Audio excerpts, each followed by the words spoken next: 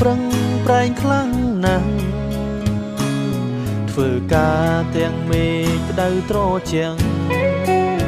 គ្មានពេលសម្រាប់ក៏កូនមិនរួចតែឡើយ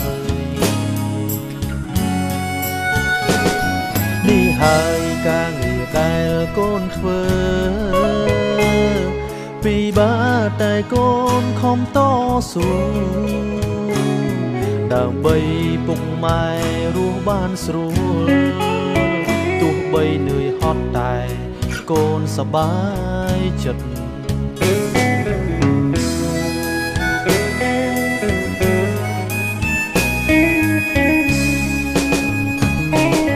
មួយថ្ងៃរកបាន20,000ជីវិតយ៉ាប់យ៉ឺនណាស់ម៉ែ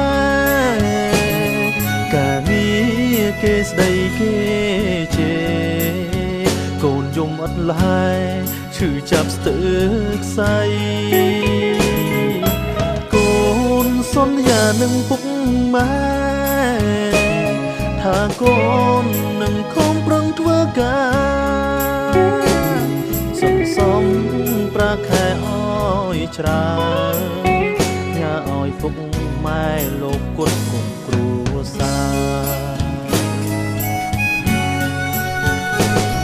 សង្ឃឹមថ្ងៃមួយគ្រួសាររីករាយលែងវេទនា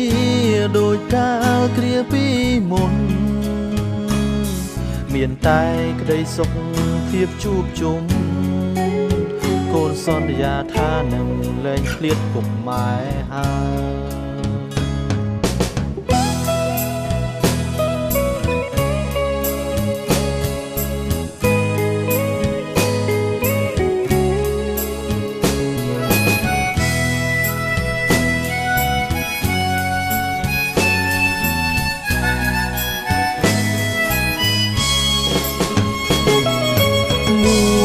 ថ្ងៃរកបាន20,000ជីវិតយ៉ាប់យ៉ឺនណាស់ម៉ែ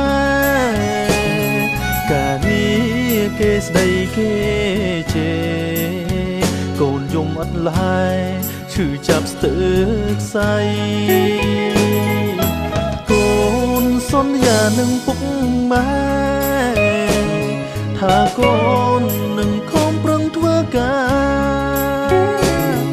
សន្សំប្រាក់ខែអោយច្រើន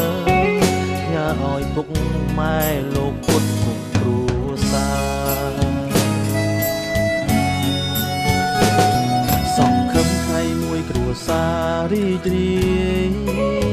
លែងវេទនាដោយកាលគ្រាពីមុនមានតែក្តីសុខភាពជួបជុំកូនសន្យាថានឹងលែងឃ្លាតពុកម៉ែហើយមានតែក្តីសុខភាពជួបជុំកូនសន្យាថានឹងលែងឃ្លាតពុក